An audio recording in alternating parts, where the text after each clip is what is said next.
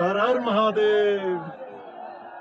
ये देखिए सूरज भगवान जी मणि महेश कैलाश पर्वत पर मणि रूप में चमक चुके हैं। जय भोले शंकर, हर हर महादेव।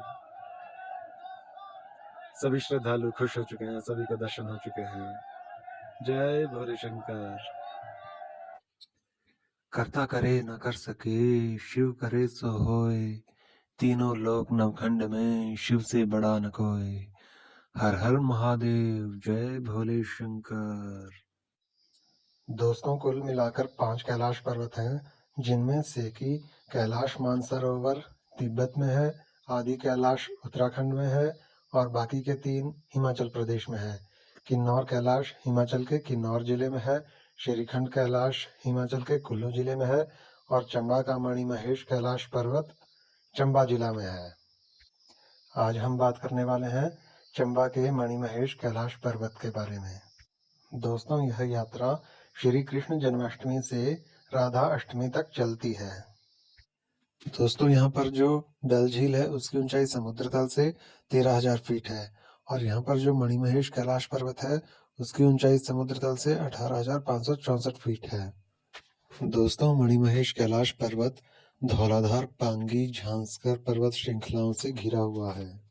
अगर बात करें यहाँ पहुँचने की तो दिल्ली से पठानकोट के लिए बस के द्वारा अगर आना चाहते हैं तो 800 किलोमीटर है और अगर रेल के द्वारा आना चाहते हैं तो इसकी दूरी 238 किलोमीटर है।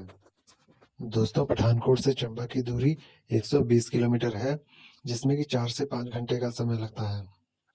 बस के द्वारा अगर आना चाहते हैं तो लगभग 190 से 200 रुपये लग जाते हैं और अगर शेयरिंग टैक्सी द्वारा आना चाहते हैं तो 200 से 300 रुपये लग जाते हैं और अगर पूरी टैक्सी बुक करना चाहते हैं तो लगभग 1400 रुपये लग जाते हैं।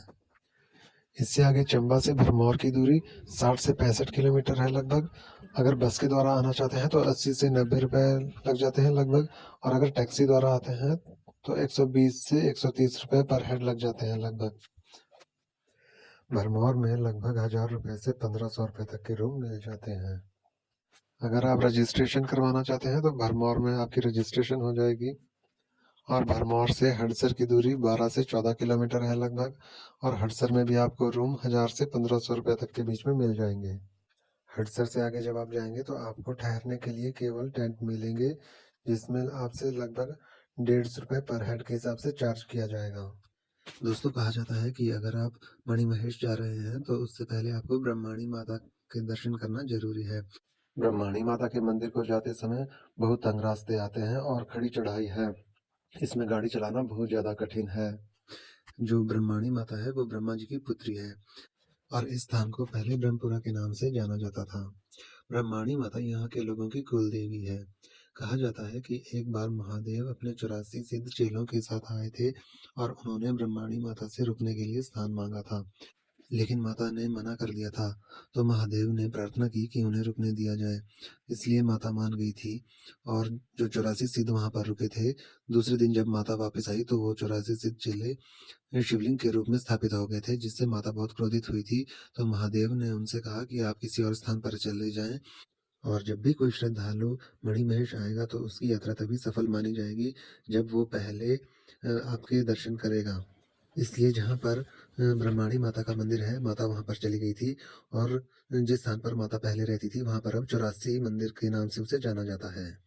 तो भरमौर से ब्रह्माणी माता के मंदिर जाने के लिए 2-3 रास्ते हैं। पैदल भी जा सकते हैं और सड़क भी बनी हुई है, जिसकी दूरी लगभग 3 से 5 किलोमीटर के बीच में है।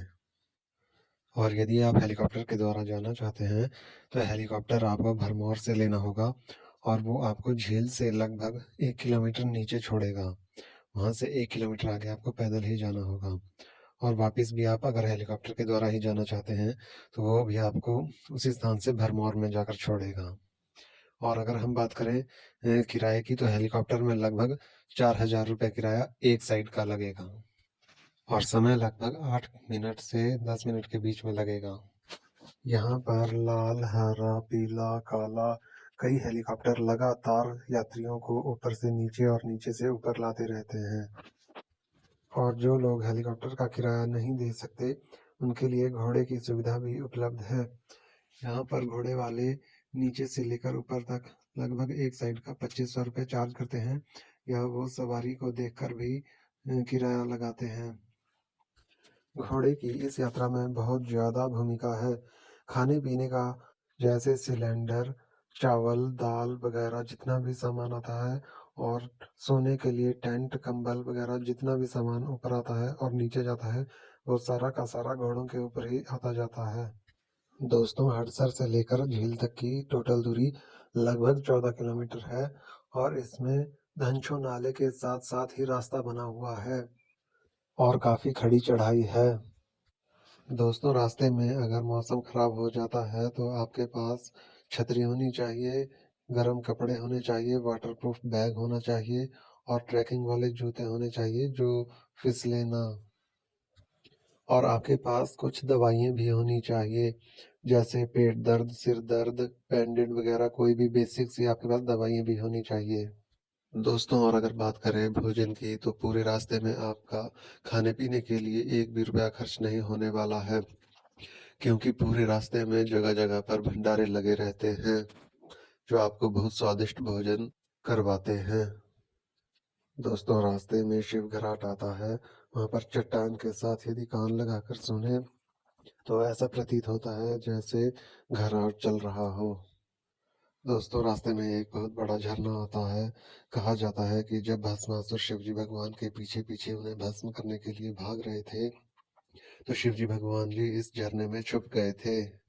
और रास्ते में पुल आते हैं जिसे धनछू पुल कहा जाता है, क्योंकि यह धनछू नाले के ऊपर बने हुए हैं। दोस्तों, पूरे रास्ते में बहुत ज़्यादा सुंदर सुंदर पेड़ पौधे लगे हुए हैं और बहुत सुंदर दृश्य है। इसलिए हम लोग जो भी खाने पीने की चीज़ें साथ लेकर जाते हैं, उसके पैकेट और खाली बोतलें जगह जगह पर नहीं फेंकने चाहिए, जिससे कि वहाँ पर प्रदूषण ना फैले। खाली पैकेट और बोतलों को कृपया करके अपने बैग में साथ वापस लाएं और लास्ट में नीचे लाकर ही उसे फेंकें, जहाँ उसे जलाया जा सके, ताकि पूरे रास्ते में साफ सफाई बनी रहे और वहाँ प्रदूषण ना फैल सके, जिससे कि हमारे आने वाली पीढ़ी भी इस यात्रा को खुशी खुशी करे और इस यात्रा का आनंद ले। अपनी गाड़ी में पहले ही पेट्रोल डलवा कर रखें, क्योंकि हडसर में कोई भी पेट्रोल पंप नहीं है। आपको वापस आकर ही आप पेट्रोल भरवा पाएंगे। और अपने साथ कैश भी रखें, क्योंकि वहाँ पर एटीएम भी नहीं है। वहाँ पर कमरे और टेंट वगैरह लेने के लिए आपको कैश ही देना होगा, तो लगभग 12-13 हज़ार रुपये अपने साथ पहले ही डाल लें। और धनचो से आगे आपको नेटवर्क भी नहीं मिल पाएगा। जब दर्शन करने के बाद आप वापस धनचो पहुँचेंगे, उसके बाद ही आपको नेटवर्क मिल पाएगा। दोस्तों, अगर आपकी पैदल चलने की स्पीड ठीक है तो आप 2 दिन में इस यात्रा को कर लेंगे। 1 दिन जाने में लगेगा और 1 दिन आने में। दोस्तों, कम से कम एक बार इस यात्रा को जरूर करें, आपको बहुत आनंद आएगा। हर हर महादेव, जय भोले शंकर। जय शिव शंकर, जय भोले शंकर। हर हर महादेव, हर हर महादेव, जय भोले शंकर। जय भोले शंकर। हर हर महादेव, जय शिव शंकर, बम बम भोले, जय भोलेनाथ। हर हर महादेव, जय शिव शंकर।